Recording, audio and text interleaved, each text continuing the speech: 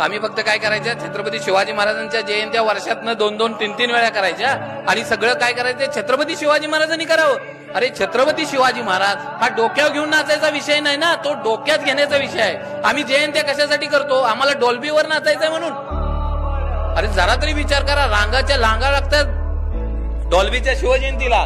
छत्रपती शिवाजी महाराजांना हे अपेक्षित आहे का? स्वामी विवेकानंद म्हणतात, तरुणांच्या ओठावर कुठलं गाणं आहे मला सांगा, मी त्या देशाचं भवितव्य सांगेन. आमच्या आजच्या युवा पिढीच्या तोंडावर कुठलं गाणं आहे सांगा ना. अरे ज्या राजानं माझी आई बहीण वाचवली ना, त्याच महाराष्ट्रात आज आई बहीण नाचवली जाते. यासारखं कुठलंही दुर्दैव नाही.